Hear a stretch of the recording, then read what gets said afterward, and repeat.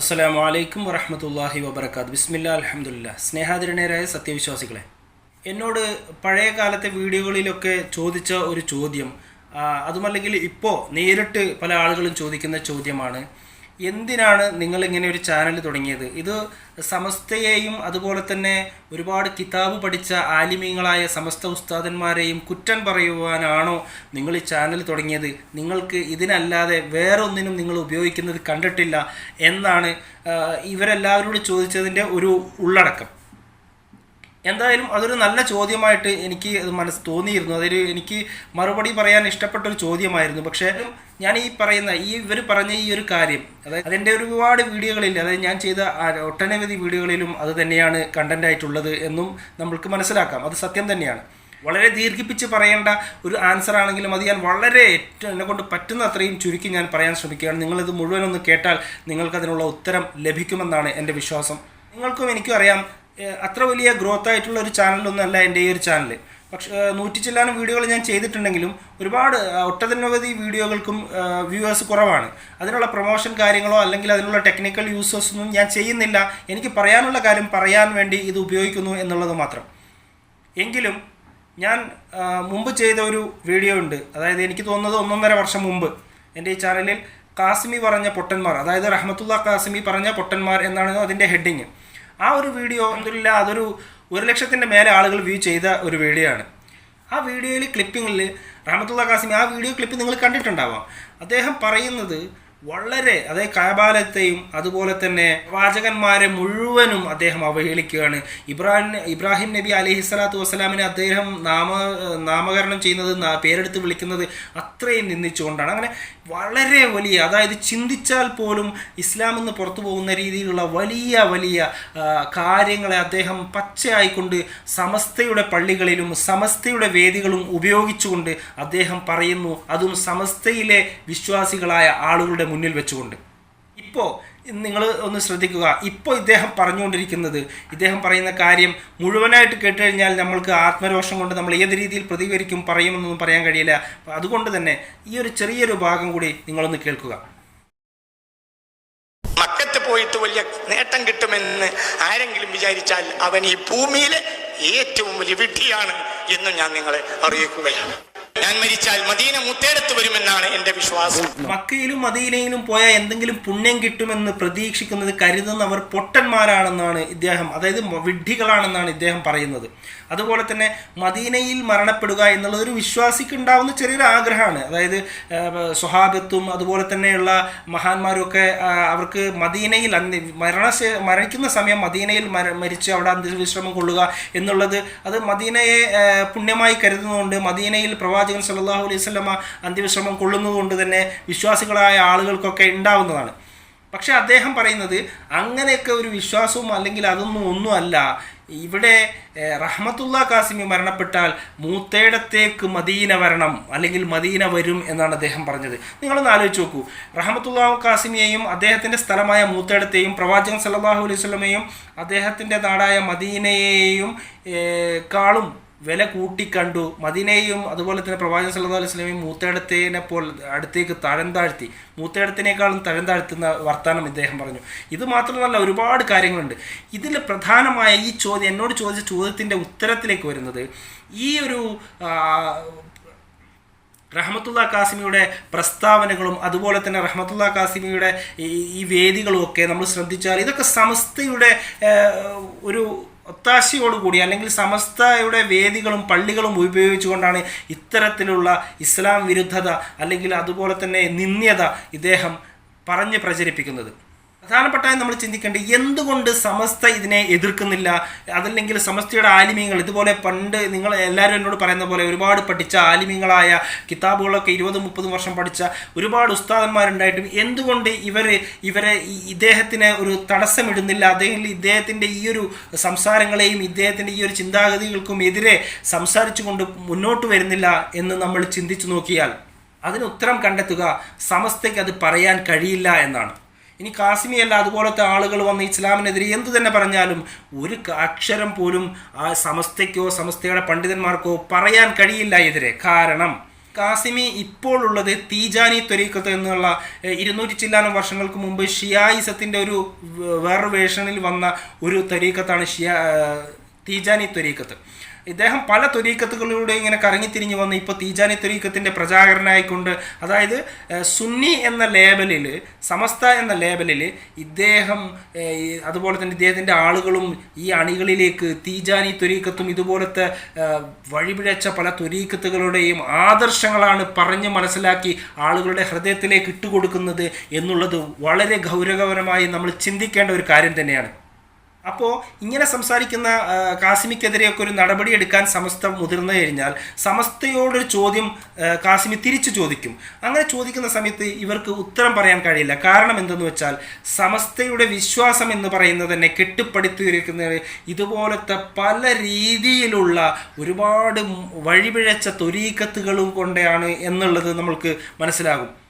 തീജാനി ത്വരീഖത്തിൻ്റെയും അതുപോലെ തന്നെ ഖാദിരിയ ത്വരീഖത്തിൻ്റെയും പല പല വഴിപിഴച്ച കക്ഷികളുടെയും ഒരുപാട് കുറച്ച് ഷിയായിസവും കുറച്ച് സൂഫിസവും എല്ലാം കൂടെ മിക്സായി അതിൽ ഇത്തിരി എൽമ്, കുറച്ച് എൽമിൻ്റെ കുറച്ച് ഭാഗങ്ങളും ഈ മുസ്ലിങ്ങളുടെ കുറച്ച് ചര്യകളൊക്കെ എല്ലാം കൂടെ മിക്സാക്കിക്കൊണ്ടുള്ള ഒരു സംഭവമാണ് ഈ സമസ്ത എന്നുള്ളത്.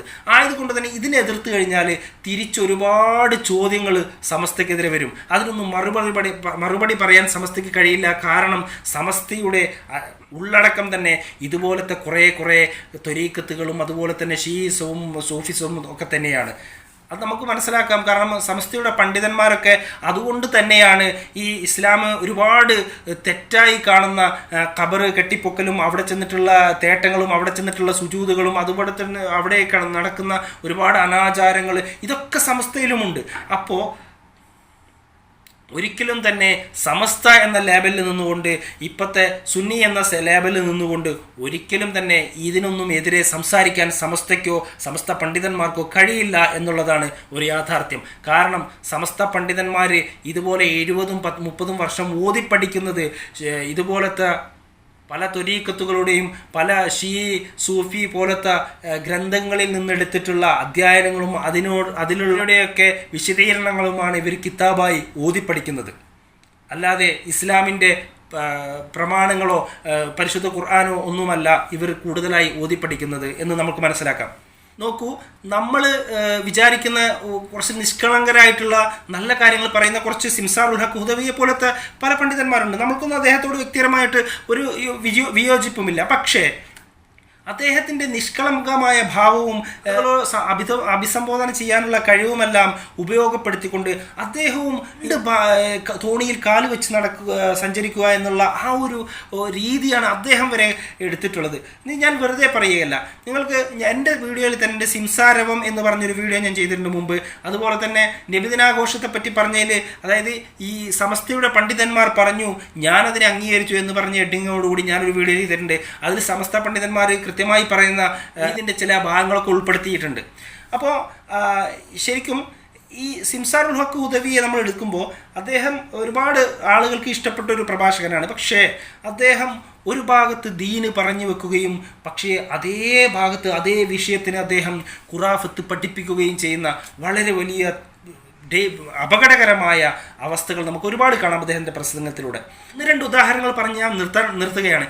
അതായത് നബിദിനാഘോഷവുമായി ബന്ധപ്പെട്ടിട്ട് ഏലക്കട ഫൈസി അതുപോലെ തന്നെ പല ഉസ്താദന്മാർ അലവി സഖാഫിയെ പോലെയൊക്കെയുള്ള ആളുകൾ ഖുർആനിൽ നബിദിനാഘോഷത്തിന് തെളിവുണ്ട്, സ്വഹാബത്ത് ചെയ്തിട്ടുണ്ട്, അതിനുള്ള തെളിവുണ്ട് എന്നൊക്കെ പറഞ്ഞുകൊണ്ട് പല കള്ളത്തരം കൊണ്ട് ഇവർ ഇത് പ്രമാണങ്ങളിൽ വരുത്തി തീർക്കാൻ വേണ്ടിയിട്ട് ഇവർ ശ്രമിക്കുന്നുണ്ട്.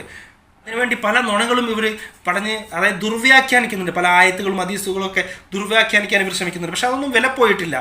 ആ സമയത്താണ് നോക്കൂ, സിംസാറുൽ ഹഖ് ഹുദവി വന്നിട്ട് പറയുകയാണ് നബിദിനാഘോഷം മൗലൂദ്, നബിദിനാഘോഷം അത് പ്രവാചകനോ തബീങ്ങളോ സ്വഹാബത്തുകളോ ചെയ്തിട്ടില്ല എന്നുള്ളത് ശരി തന്നെയാണ്. അദ്ദേഹം പറയുന്നു. ഞാൻ ചെയ്ത വീഡിയോയിലുണ്ട്, അല്ലെങ്കിൽ നിങ്ങൾക്ക് യൂട്യൂബ് നോക്കി ഇഷ്ടം പോലെ കിട്ടും അദ്ദേഹത്തിൻ്റെ വീഡിയോ.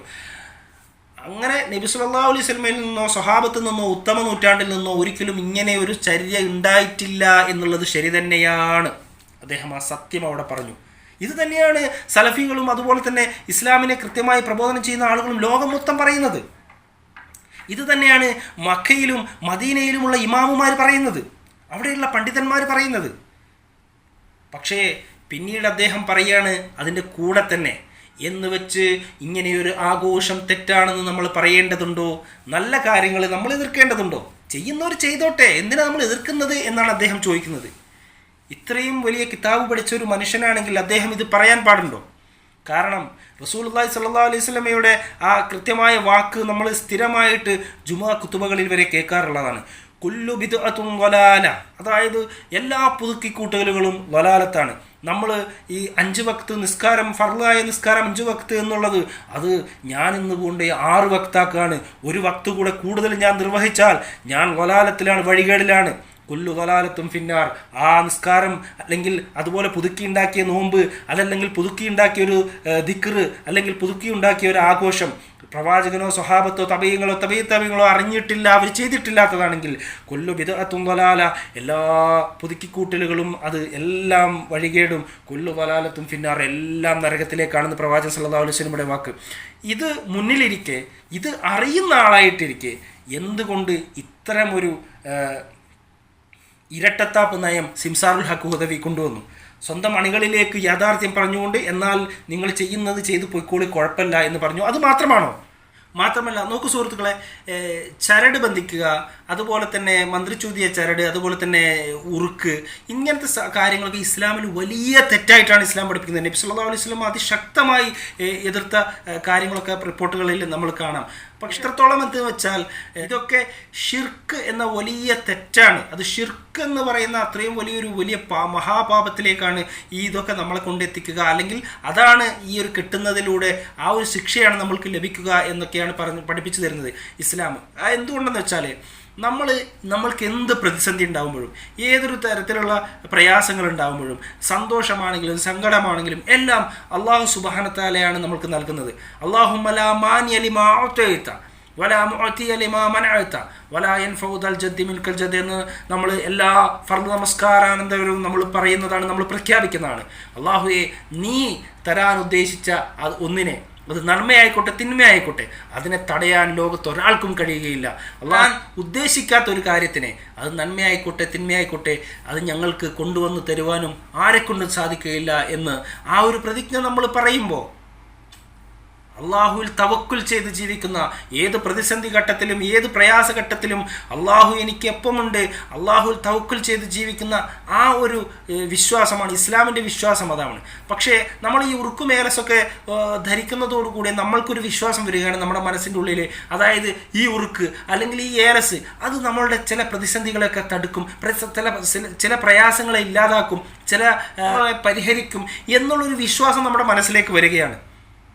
അതുകൊണ്ട് തന്നെ അള്ളാഹു സുബ്ഹാനഹു വ തആലയ്ക്ക് കൊടുക്കേണ്ട ആ തവക്കുൽ നമ്മൾ ഈ ഒരു ചരടുമിലേക്കും ഉറുക്കുമിലേക്കും കൊടുക്കുന്നതാണ് ഇത് ഏറ്റവും വലിയ ഷിർക്ക് എന്ന പാപമാകാനുള്ള കാരണം. സല്ലല്ലാഹു അലൈഹി വസല്ലം വ്യക്തമായി പഠിപ്പിച്ചതാണ്. പക്ഷേ ആ ഒരു കാര്യം സിംസാറുൽ ഹഖ് ഹുദവി പറയുന്നത് എങ്ങനെയാണ്? അദ്ദേഹം പറയുന്നത് ചൂരിയ ചരടുകളും നൂലുകളും ഉറുക്കുകളുമൊക്കെ ഷിർക്കാണ്, അത് പാപമാണെന്ന് പ്രവാചകൻ പഠിപ്പിച്ചിട്ടുണ്ട്. പക്ഷേ അത് നമ്മൾ ഉസ്താദന്മാർ ഊതിക്കെട്ടുന്ന ഉറുക്കല്ല, അത് വേറെ ഉറുക്കാണെന്ന് പറഞ്ഞുകൊണ്ട് ഇസ്ലാമിലെ പ്രവാചകൻ സല്ലല്ലാഹു അലൈഹി വസല്ലം പഠിപ്പിക്കാത്ത ഒരു മാനദണ്ഡം ഈ ഒരു കാര്യത്തിൽ അദ്ദേഹം കൊണ്ടുവരികയാണ്. സമസ്തയുടെ ഈ ആലിമീങ്ങൾ കൊണ്ടുവരികയാണ്. എന്നിട്ട് അവർ പറയാണ് ഉറുക്ക് കെട്ടിക്കോ, ഇത് കെട്ടിക്കോ, എല്ലാം കെട്ടിക്കോ. അങ്ങനെ ജനങ്ങളെ ശരിക്കും ഒരു കാലത്തും കരകയറാതെ നരകത്തിൻ്റെ ഉള്ളിൽ തീജ്വാലകൾക്കുള്ളിൽ കഴിച്ചു കൂട്ടേണ്ടി വരുന്ന രീതിയിലേക്ക് ഈ സമസ്തയിലെ പണ്ഡിതന്മാർ ഈ അണികളെ കൊണ്ടുപോയി ഇടുന്നു എന്നുള്ളതാണ് ഇവിടെ സമസ്തയെയും സമസ്ത പണ്ഡിതന്മാരെയും എതിർത്തുകൊണ്ട് വീഡിയോ ചെയ്യുവാനും അവർക്കെതിരെ എപ്പോഴും നിരന്തരം സംസാരിക്കുവാനും എന്നെ മാത്രമല്ല ഈ ലോകത്തുള്ള എത്രയോ വലിയ പണ്ഡിതന്മാർ മുഴുവൻ ഇങ്ങനെയൊരു ശ്രമം നടത്തുന്നത്. ഞാനൊക്കെ പണ്ഡിതനോ അല്ലെങ്കിൽ അങ്ങനത്തെ ഒന്നുമല്ല, ഒരു സാധാരണക്കാരൻ. പക്ഷേ സാധാരണക്കാരനായി എനിക്ക് ഇത്രയും ക്ലിയർ ആയിട്ട് ദീന് മനസ്സിലാക്കി തന്നത് അള്ളാഹു സുബ്ഹാനഹു വ തആലയുടെ തൗഫീഖ് ഉള്ളത് കൊണ്ടാണ്. ആ തൗഫീഖിന് വേണ്ടി നമ്മളെല്ലാവരും തേടണം. അത് നിലനിർത്തി തരാൻ വേണ്ടി ഞാനും നിങ്ങളും തേടണം. ഒരിക്കലും ഷിർക്കിൻ്റെ വഴിയിലേക്ക്, കുഫറിൻ്റെ വഴിയിലേക്ക്, ബിദ്അത്തിൻ്റെ പാതയിലേക്ക് നമ്മൾ പോകാൻ പാടില്ല എന്നുള്ളത് കൊണ്ടാണ് ഈ സമസ്ത ആളുകളുടെ മുഖംമൂടി വലിച്ചു കീറാൻ വേണ്ടിയിട്ട് പല പണ്ഡിതന്മാരും ലോകത്ത് നിന്ന് ശ്രമിച്ചു കൊണ്ടിരിക്കുന്നത് എന്നാണ് ഈ ചോദ്യത്തിനുള്ള എൻ്റെ ആകത്തുകയിലുള്ള ഉത്തരം. ഞാൻ അവസാനിപ്പിക്കുകയാണ്.